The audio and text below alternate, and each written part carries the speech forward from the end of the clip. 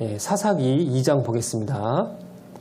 사사기 2장 18절입니다. 네, 사사기 2장 18절. 네, 찾았으면은 제가 읽겠습니다. 여호와께서 그들을 위하여 사사를 세우실 때에는 그 사사와 함께 하셨고 그 사사의 사는 날 동안에는 여호와께서 그들을 대적의 손에서 구원하셨으니 이는 그들이 대적에게 압박과 괴롭게 함을 받아 슬피 부르짖음으로 여호와께서 뜻을 돌이키셨음이오늘. 네. 오늘 이 말씀은요, 이제 사사시대 때 있었던 우리 그 사사들에 대한 내용들이 담겨져 있는 이 사사기를 통해서 우리가 많은 좀 교훈을 받아보려고 합니다. 이 사사라고 하면요, 뭐 우리 학생들 중에는 뭐 아는 분도 있을 거예요. 하지만 이 사사가 대체 뭔지, 이 사사가 누군지 이렇게 모르는 부분들이 있을 것 같아서 그것을 짧게 좀 설명을 드리면요. 이 사사는 이제 영어로는 이제 저지스라고 되어 있습니다. 그러니까 이제 재판관, 판사 이렇게 뜻이 있는데요. 근데 하지만 이 사사기에 나와 있는 사사들은요, 그런 뭐 판관이나 뭐 재판하는 사람 그런 의미가 아니고, 이제 보면 이제 이 사사들이 대부분의 이제 뭐 이렇게 농경 사회다 보니까 농경을 개간을 하고 또 목축을 하다가 어떤 군사적인 일이나 어떤 정치적인 이슈가 터졌을 때, 그리고 거기에 대한 어려움이 발생했을 때 하나님께서 이렇게 부르셔가지고 어떤 그 한 민족의 리더로서 일시적으로 잠깐 이렇게 주어졌던 그런 리더의 자리가 바로 이게 사사였습니다. 그래서 사사가 있는 동안에는 그 이스라엘 안에는 이렇게 평화가 안식이 이렇게 주어졌었는데요. 그러니까 오늘 이렇게 이 사사기에 나오는 이 사사가 꽤 많이 나옵니다. 네. 한 12명 정도 이렇게 나와요. 네. 사사기에는 많은 사사들로 인해서 이 이스라엘 백성들이 고통 가운데 있을 때 그 사사들을 통해서 하나님이 이렇게 구원을 해주셨다, 예, 라고 이렇게 아시면 될 것 같아요. 자, 근데 이스라엘이 그러면 왜 타락을 했는지 그것을 한번 생각을 해봐야 될 것 같아요. 여호수아랑 같이 이런 여호수아 가나안 전쟁을 했을 때는 정말 힘있게 하나님을 위해서 살았는데 어느 순간부터 이스라엘이 점점 타락의 길을 가고 하나님과 점점 거리가 멀어지는, 예전에는 엄청 가까웠죠. 근데 하나님과 사이가 점점 멀어지면서 어느 순간에는 하나님과 전혀 상관없는 사람처럼 자기 마음대로, 자기 소견에 오른 대로, 자기 하고 싶은 대로 그런 일을 하고 범죄를 짓다가 하나님 앞에 또 이렇게 책망도 받기도 하는데요. 자, 그렇다면 이 이스라엘이 왜 타락을 했는지 한번 생각을 해보겠습니다. 예, 사사기 2장 보겠습니다. 사사기 2장 네, 8절이고요. 8절부터 예, 제가 한번 읽어보겠습니다. 9절까지인데요. 제가 읽어볼게요. 여호와의 종 눈의 아들 여호수아가 110세의 죽음에 무리가 그 기업의 경내에 에브라임 산지 가이산북 딥낫 헤레스에서 장사하였고 라고 되어 있어요. 예. 자, 여기 보시는 것처럼 여호수아가 이제 110세에 죽었고 딥낫 헤레스에다가 장사를 하게 됩니다. 예. 여호수아는 그 이스라엘 민족의 지도자였어요. 근데 함께했던 이 이스라엘 민족의 지도자가 갑자기 이렇게 주님께 가니까 거기에 대한 공백이 엄청 컸겠죠. 그러니까 이스라엘 백성들이 그 순간부터 막 흔들리기 시작합니다. 예. 우리 민족의 지도자가 갑자기 없어지니까. 그래서 예전에는 원래 사람을 의지하지 말고 하나님을 의지해야 되지만 그래도 여호수아의 역할은 너무 컸어요. 왜냐면 하나님과 이스라엘 백성들을 이어주는 역할을 했었거든요. 근데 이제 그 부분이 공백이 생겨버리니까 이스라엘 백성들은 당황하기 시작합니다. 그래서 처음에는 나름 열심히 했어요. 나름 열심히 했는데 이제 점점 하나님과 이제 이 거리가 멀어지기 시작합니다. 예. 자, 그게 성경이 어디냐면요. 사사기 2장 10절 보겠습니다. 10절에 그 세대 사람도 다 그 열조에게 돌아갔고 그 후에 일어난 다른 세대는 여호와를 알지 못하며 여호와께서 이스라엘을 위하여 행하신 일도 알지 못하였더라 라고 되어 있어요. 예.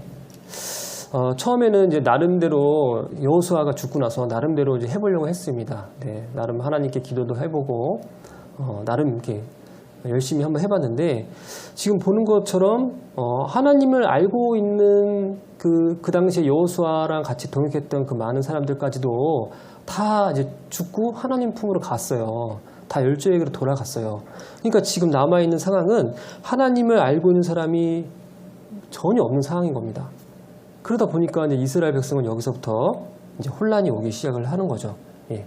가나안 정복 전쟁을 할 때는 정말 힘있게 하나님을 위해서 정말 그 승리의 싸움을 했었는데 그리고 나서 그 어떤 싸움의 어떤 전리품, 그 다음에 그 어떤 기업을 받았잖아요. 자기한테 지파별로 해서 땅을 이렇게 분배받았잖아요. 그래서 그런 기쁨도 있었는데 이렇게 다 없어지니까 이제 고민이 됐던 거죠. 근데 그 순간에는 이제 자기들한테는 이런 그때 정복전쟁 때 취했던 그런 땅들, 그 다음에 산지들 이런 것들이 있었던 겁니다.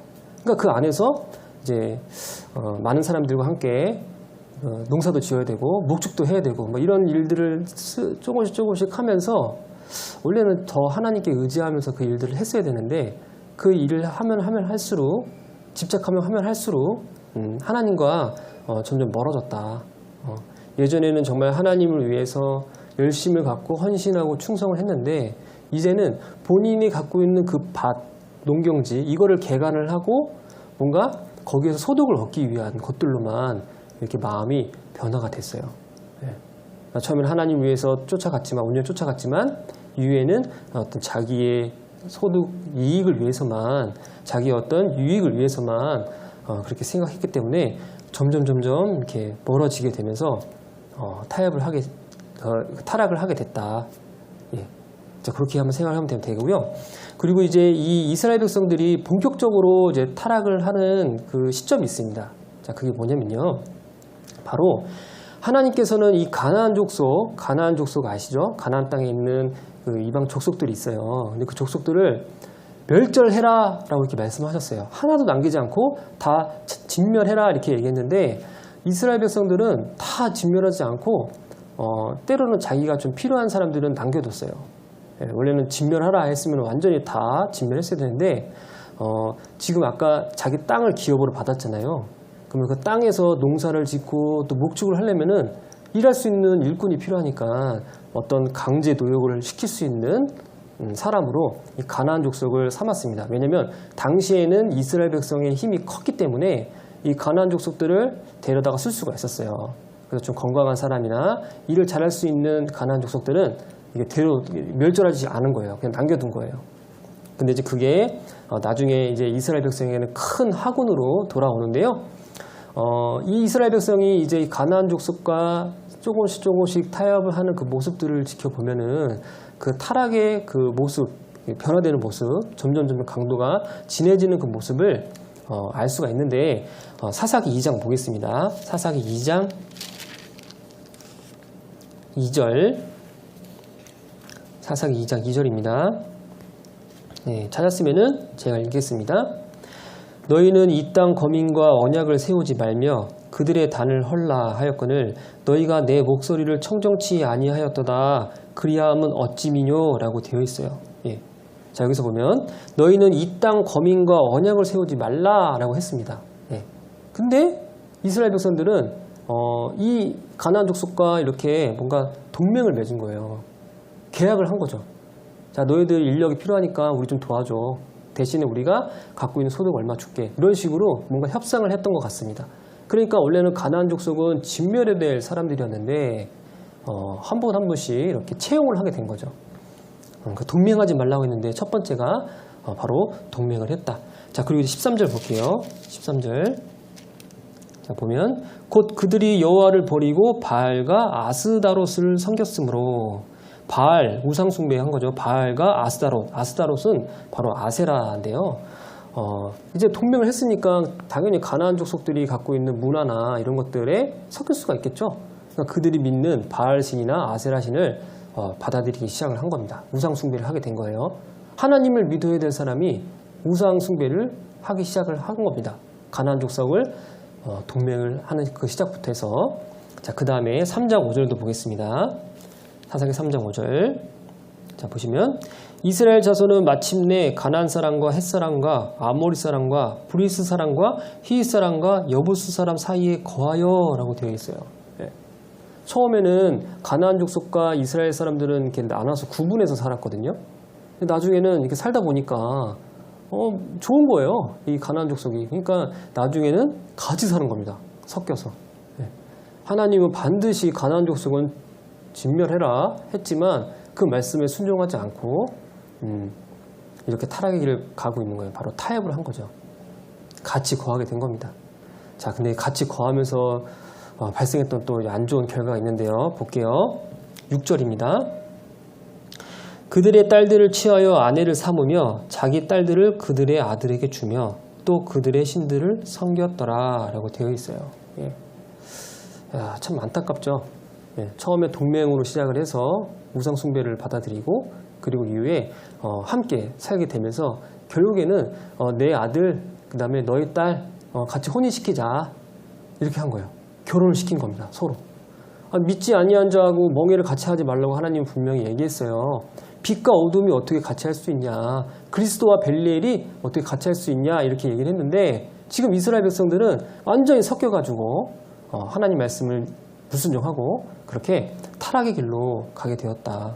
그래서 이거를 한번 단계적인 부분을 한번 쭉 생각을 해보면은 처음에는 이렇게 동맹을 해서 구별되지 못한 삶을 살았고 그리고 이제 그 우상 숭배를 이제 했다라고 하는데 그 우상들이 보면 이 바알신 같은 경우에는요 육신적인 어떤 평안의 신 그러니까 이제 이 농경지를 갖고 가지고 거기서 이제 이렇게 수확을 해서 그 소득물을 취했잖아요.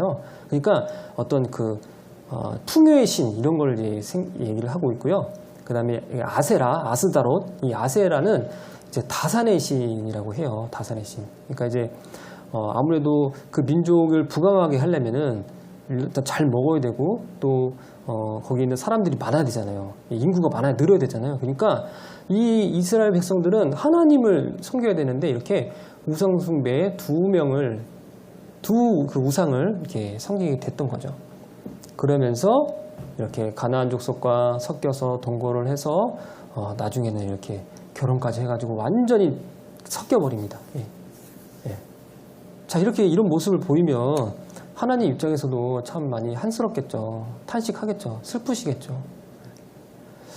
자, 가나안 족속을 이렇게 타협했던 모습은 다시 한번 얘기해 보면요, 우리 삶 가운데서 적용을 해봐도 이 죄를 타협하는 모습과 되게 동일합니다. 비슷합니다. 그래서 하나님은 가나안 족속을 반드시 멸절하라고 했던 것처럼 우리에게도 죄를 허용하지 말라라고 이제 이렇게 죄에 대한 경계를 많이 말씀을 하시잖아요. 근데 나도 모르게 일단 작은 조그만 죄 요거 하나를 이렇게 허용을 합니다. 예, 허용을 하다 보면은 이게 나중에는 정말 나를 어느 순간에는 되게 망가뜨려 버리는 그런 모습까지도 발견하게 되는 경우가 있어요. 그래서 전도서 10장에는 이런 말씀이 있어요. 죽은 파리가 향기름으로 악취를 나게 한다. 파리 한 마리 때문에 그 향기름이 악취가 난다.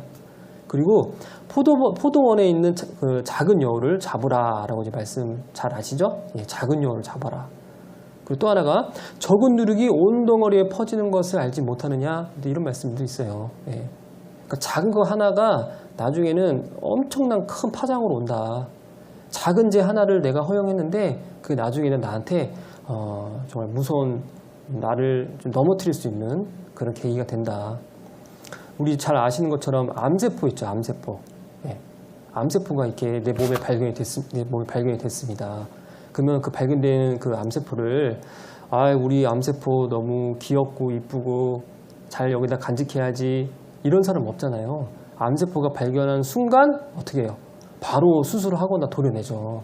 이게 만약에 갖고 있으면요, 점점 전이가 되고 커져서 나중에는 빨리 잠깐의 수술로 회복이 될 수 있었는데 그냥 놔버리면 나중에 돌이킬 수 없는 정도로 생명의 위협을 받을 정도로, 그리고 결국에는 사망에 이르는 정도로 이 병이 악화되고 커집니다. 예. 이처럼 우리는 작은 것에 타협하지 않아야 된다. 바로 작은 죄에 타협하지 않아야 된다 라는 건데요. 이스라엘 백성들은 하나님이 하지 말라는 것부터 해서 작은 것부터 조금씩 받아들이면서 나중에는 정말 하나님과 전혀 상관없는 삶, 하나님 보시기에 완전 하나님 무관심하게 대하는 그런 삶, 그런 걸로 전락이 됐고, 그 뒤에는 이제 하나님께서 이제 또 조치를 취할 수밖에 없는 상황이 벌어집니다. 이스라엘 백성들이 함께 같이 이렇게 동맹도 하고 혼인도 했던 이 가나안 족속이 나중에는요, 이스라엘 백성들을 엄청 압제하고 압박하고 괴롭히거든요. 그런 대상으로 하나님이 이제 쓰세요. 자, 그 성경이 어디냐면 사사기 2장 14절 보겠습니다. 사사기 2장 14절부터 15절인데요. 찾았으면 제가 읽을게요. 자, 사사기 2장 14절부터 15절. 여호와께서 이스라엘에게 진노하사 노력하는 자의 손에 붙여 그들로 노략을 당케 하시며 또 사방의 모든 대적의 손에 파심에 그들이 다시는 대적을 당치 못하였으며 그들이 어디를 가든지 여호와의 손이 그들에게 재앙을 내리심에 곧 여호와께서 말씀하신 것과 같고 여호와께서 그들에게 맹세하신 것과 같아서 그들의 괴로움이 심하였더라 라고 되어 있어요. 네. 자, 작은 거 하나 허용했는데 나중에 결과는 어때요? 심하게 괴로웠다 이렇게 얘기를 합니다. 네. 이스라엘 백성들은 내가 같이 누리고 나눴던 이 가나안 족속들이 나한테 행복을 주고 기쁨을 줄 줄 알았어요. 재미를 줄 줄 알고. 하지만 이 가나안 족속은 나중에 나한테 괴로움의 존재, 괴로움의 대상이 되었습니다. 그래서 너무나도 어찌나 괴로운지 고통스러운지 이스라엘 백성들은 참 염치 없지만 이제서야 하나님을 봅니다. 네. 이제서야 하나님을 보고 하나님께 무릎 꿇고 기도를 해요. 하나님, 그동안에 제가 정말 하나님 앞에 너무나도 죄송스러운 많이 이런 부끄러운 짓들을 많이 했습니다. 하지만 하나님 용서만 해주시면 제가 다시 잘 살아야겠습니다 라고 돌이키고 막 회개하는 그런 기도를 하게 되죠. 근데 하나님께서는요, 그 이스라엘의 그 기도, 그 부르짖음을 듣고서 회복을 시켜주시는데 이 패턴을 한번 제가 칠판으로 써서 한번 알려드리겠습니다. 자, 칠판. 자, 보시면요. 자, 이스라엘 백성들은 처음에 죄를 짓습니다. 죄. 예, 죄를 지어요. 자, 죄를 지은 다음에 그 다음에 하나님 앞에 징계를 받죠. 징계를 받습니다. 자, 그 다음에 이 징계가 너무 고통스러운 겁니다. 괴로운 겁니다. 그러니까 하나님께 울부짖죠. 부르짖어요. 그래서 제발 좀 저 좀 살려달라고, 도와달라고. 그래서 하나님이 이제 은혜가 내려옵니다. 네.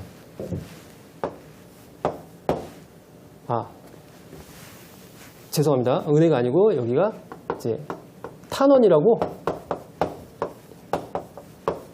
바로 이제 회개를 하는 거죠. 탄원을 하게 되고 이제 구하는 거예요. 하나님께 막 간절히 구하는 겁니다. 그러면 하나님의 은혜가 내려오는 거예요. 예, 이거는 이제 그 이스라엘 백성들이 다시 돌이킬 수 있는 기회를 주는 거죠. 예. 그리고 하나님이 결국에는 이제 구원을 해주십니다. 바로 회복이죠. 자, 회복을 해주는데, 근데 이스라엘 백성들이, 자, 여기까지는 참 좋은데요. 참 좋은데요. 망각을 합니다. 예, 이 망각. 하나님의 사랑을 잊어버려요. 예, 완전히 잊어버려요. 그래서 다시 이렇게 죄를 짓습니다. 예. 그러니까 패턴이 이래요. 죄를 또 짓고 다시 또 징계를 받고 하나님 앞에 탄원을 합니다. 그래서 회개를 해요. 그리고 하나님이 또 은혜 가운데 기회를 주시고 구원을 받고 회복이 됩니다. 그리고 이제 좀 잘 사는가 싶은데 하나님의 사랑을 또 잊고 또 망각하고 또 죄를 짓고, 자, 이런 거를 이스라엘 백성들은 그 사사시대 때 7번을 해요. 7번. 네. 근데 하나님이 7번 다 회복을 시켜주십니다.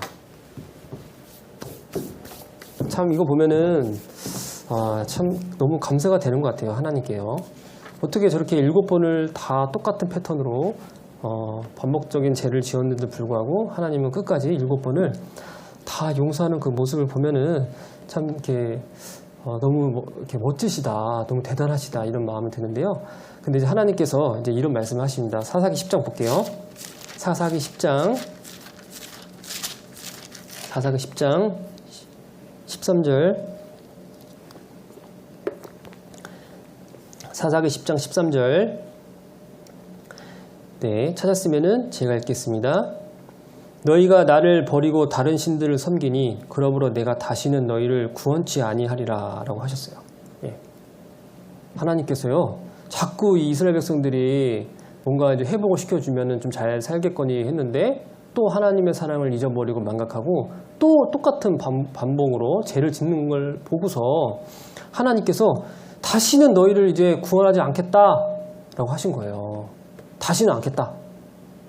자, 그런데 아까 7번 그 범죄했는데 7번 다 회복했다고 하셨죠? 네, 맞습니다. 하나님께서 말씀은 이렇게 하셨지만 또 회복을 해주십니다. 네. 참 이거 보면은 참 하나님의 그 사랑과 은혜가 어디까지 있을까 참 너무 감사가 되는데요. 하나님은 왜 이렇게 이스라엘 백성들을 끝까지 놓지 않고 분명히 구원하지 않겠다라고 선포까지 했음에도 불구하고 왜 또 회복을 시켰을까? 왜 그랬을까? 자, 이걸 한번 생각하면 좋을 것 같아요. 하나님 왜 다시는 너희들한테 회복하지 않을 거야 했는데 또 하셨던 이유.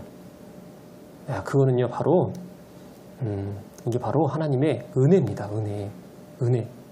은혜는요 우리가 한 것이 없지만 그냥 거저 주어지는 것이 바로 은혜잖아요.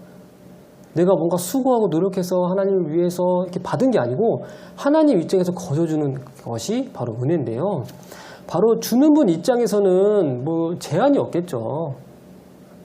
하나님이 아니겠다라고 해도 그 상대방이 불쌍하고 가여우면 내 입장에서는 충분히 줄 수 있는 겁니다.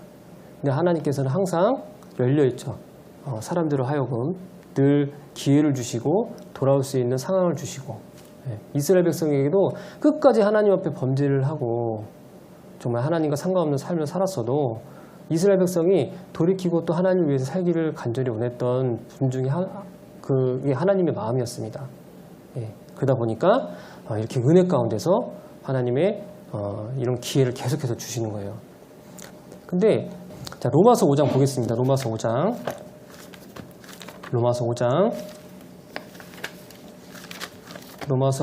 20절입니다. 자, 로마서 5장 20절. 자, 찾았으면은 제가 읽겠습니다. 율법이 가입한 것은 범죄를 더하게 하려 함이라 그러나 제가 더한 곳에 은혜가 더욱 넘쳤나니 라고 되어 있어요. 자, 여기 보시면은요. 우리가 이제 하나님 앞에 참 이렇게 돌이키려고도 하고 뭔가 내 죄를 버리고 싶기도 하고 하는데 참 아까 봤던 이스라엘 백성들처럼 잘 안 되는 게 너무 많아요. 죄를 버렸다가 버린 것 같지만 또 어느 순간에 그 죄를 또 짓고 있고 이제는 진짜 그건 안 해야지 라는 마음을 굳게 먹었다가도 어느 순간에 그걸 또 하고 있는 나를 보면서 야, 나 진짜 의지박약이냐, 왜 이렇게 나 이렇게 못하냐, 하나님 앞에 좀 잘 좀 살고 싶은데 왜 나는 매일같이 무너지냐, 그러면서 또 하나님과 상관없는 삶을 살다가 또다시 또 하나님께서 나를 회복을 해주시는데 여기 보시는 말씀처럼 아까 제가 더한 것에 은혜가 더욱 넘쳤나니 라고 말씀을 하시잖아요. 네. 자, 우리는요 정말 이런 반복적인 패턴이 있는 상황을 이렇게 겪다 보면 야, 나 정말 악하다, 어떻게 이렇게 매번 반복을 할 수 있을까, 이제 이때쯤 되면은 좀 이 죄도 버리고 하나님 앞에 올바로 살아야 되는 게 아니야? 정말 악하다, 이런 거를 인정할 때가 있습니다. 그때 하나님께서 말씀하신 부분인데 바로 제가 더한 곳에 은혜가 더욱 넘쳤나니 라고 되어 있어요. 내가 죄가 크면 클수록 하나님 보시기에 내가 부끄러움이 많으면 많을수록 하나님께서 우리에게 보여주시는 그 은혜는요 더 큰 겁니다. 더 기뻐요. 더 감사가 되죠. 그래서 그것이 이제 나한테 가득 채워지게 되면은 그 힘을 바탕으로 내가 또 하나님 앞에 일어나겠죠. 그리고 또 하나는 하나님이 내가 죄 가운데서 이렇게 넘어질 때가 있잖아요. 낙심할 때가 있고 근데 그럴 때마다 하나님께서는 항상 우리를 가만히 이렇게 방관하지 않죠. 예. 남일처럼 그렇게 바라보지 않죠. 늘 나를 세심하게 살펴주시고 눈동자같이 아껴주시고 이 머리털도 하나같이 다 세고 계시는 분입니다. 다 알고 계세요. 내가 안고 일었음을 다 알고 계시는 하나님께서 내가 그렇게 낙심하고 넘어질 때마다 하나님은요 이제 이런 말씀을 하셨어요. 저는 넘어지나 아주 엎드러지지 않음은 하나님께서 이렇게 손으로 붙드십니다. 그런 말씀을 하셨거든요. 늘 우리가 넘어질 것도 알고 이렇게 또 반복적으로 죄를 짓 것도 다 아세요. 다 아시는데 참 이렇게 끊임없이 내가 뭔가 하나님 앞에 몸부림치고 돌이키려고 하는 그 모습 안에서 변화가 되고 그 또 넘어지긴 하지만 그때 하나님께서 또 붙잡아 주시고 이걸 통해서 내가 이런 하나님의 은혜, 바로 하나님의 기회를 통해서 내가 점점 변화가 된다. 멀리 이렇게 떨어져 있었던 것 같은 하나님과 나 사이가 점점 이렇게 하나님은 늘 나를 가깝게 하시려고 한다라고 생각해 보면 정말 하나님 앞에 너무 기쁨이고 은혜가 되는 것 같습니다. 아까 얘기했지만 이스라엘 백성들이 계속 똑같은 패턴으로 돌았던 이유가 마지막에 제가 말씀드렸던 망각, 바로 잊어버린 거였거든요. 하나님의 크신 사랑을요 잊어버리니까 이제 다시 또 죄를 짓는 거예요. 어느 정도 이제 본인이 이제 먹고 살만한 거죠. 이제 이런 거예요. 화장실 들어갈 때하고 나올 때하고 마음 다른 것처럼 내가 어려움이 있을 때는 하나님 앞에 간절히 매달려서 거기에서 이제 뭔가 해결이 됐죠. 해결이 되니까 이제 마음이 편한 거죠. 그러면 이제 나 마음대로 또 살다가 잊어버리는 거예요. 그 잊어버리니까 또 반복이 되는 거예요. 죄를 또 짓죠. 그러면 안 된다. 우리가 예수님이 나를 위해서 희생했던 그 사랑을요 잊어버리니까 예수님의 사랑을 내가 내 삶 가운데서 좀 희미하게 돼버리니까 나도 모르게 다시 그 죄를 반복해서 짓고 있다. 그걸 생각하시면 될 것 같아요. 자, 그러면 반대로 내가 그 죄를 이겨가려면 기억해내야겠죠. 하나님이 나에게 주셨던 그 크신 사랑, 예수 그리스도가 나를 위해서 희생했던 그 큰 사랑을 계속 기억하려고 무던히 노력을 하셔야 됩니다. 자, 그러려면은 내 입장에서도 많은 것들을 해야 돼요. 하나님 앞에 다가가기를 원하고 기도를 해야 되고 이제 말씀을 이제 봐야 되는데, 자, 먼저는 하나님 앞에 가까이 하려고 해야 됩니다. 가까이. 자, 야고보서 4장 볼게요. 야고보서 4장. 야고보서 4장입니다.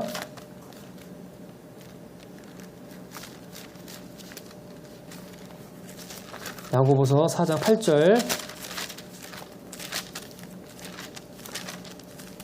네, 야고보서 4장 8절 찾았으면은 제가 보겠습니다. 읽겠습니다. 하나님을 가까이 하라. 그리하면 너희를 가까이 하시리라. 죄인들아 손을 깨끗이 하라. 두 마음을 품은 자들아 마음을 성결케 하라. 라고 하셨어요. 자, 하나님의 사랑을 우리가 잊지 않고 기억하려면요, 하나님과 가까이 하려고 해야 됩니다. 근데 하나님과 가까이 하려고 하면은 이미 나는 죄로 더럽혀져 있기 때문에 나아갈 수가 없잖아요. 그러니까 이제 죄를 먼저 회복하려면은 기도부터 해야겠죠. 하나님 앞에 열심히 기도를 해서 돌아가고자 하는 그런 마음, 그게 있어야 되는데요. 그리고 이제 우리가 그 이스라엘 역사 가운데서 보여줬던 이 성경 이 말씀을 보고서 계속해서 새기는 거예요. 그 이스라엘 백성들이 보여줬던 아까 그 7가지 패턴 있잖아요. 그걸 보면서 야, 쟤네들은 참 어떻게 저럴 수 있냐라고 이게 남일 얘기하듯이 하지 말고요. 그거를 내 얘기로 받아들이게 되면 하나님과 좀 이렇게 변화가 되고 가까워질 수 있는 그런 계기가 됩니다. 그러니까 고린도전서 볼게요. 고린도전서 10장. 고린도전서 10장 11절. 자, 찾았으면 제가 읽을게요. 저희에게 당한 이런 일이 거울이 되고 또한 말세를 만난 우리의 경계로 기록하였느니라 라고 되어 있어요. 자, 방금 사사기에 읽었던 그 이스라엘 백성들의 그 모습들을 보면서 그 이스라엘 백성들이 하나님 앞에는 처음에는 열심히 했고 이후에는 점차 죄와 타협을 하고 이 세상과 동맹을 하는 가운데 우상 신들을 받아들이죠. 그리고 완전히 이 세상과 섞여버리면서 하나님과 정말 상관없는 이제 무관심 속에서 살다가 결국에는 이제 하지 말아야 될 많은 죄들을 지으면서 하나님께 이제 징계를 받게 됩니다. 그리고 이제 하나님께 다시 그 죄를 그 징계를 회복하기 위한 간절한 기도를 하게 되고 하나님 은혜 가운데서 이제 회복이 시켜주는데요. 근데 이 모습 자체가 단지 그 이스라엘 백성들의 모습이다라고 생각하기보다는 저 모습이 나의 모습이구나라고 생각하는 게 필요해요. 나도 저럴 수 있구나. 우리가 역사를 배우는 이유는 최대한 시행착오를 줄이고 그리고 잘못된 어떤 모습을 반복을 하지 않기 위해서 배우는 거잖아요. 마찬가지입니다. 이스라엘 백성들이 보였던 이 모습들은요. 저는 보면서 많이 느꼈던 게 뭐냐면 이건 내 모습인데 이스라엘 백성의 저 행동들은 이 나의 모습인데 그걸 많이 느꼈어요. 그러니까 여러분들도 이스라엘 백성들의 그 했던 그 많은 잘못된 부분들이 쟤 왜 이렇게 잘못했냐 에이 나쁜 놈 이런 게 아니고 나도 그럴 수 있구나. 내가 그런 거였구나. 라고 생각하시면서 어떻게 해서든 거기 안에서 돌이키려고 하는 모습, 좀 하나님과 다시 관계를 회복하려고 하는 모습, 그리고 하나님과 가까이 해주려고 하는 그 모습이 필요하다.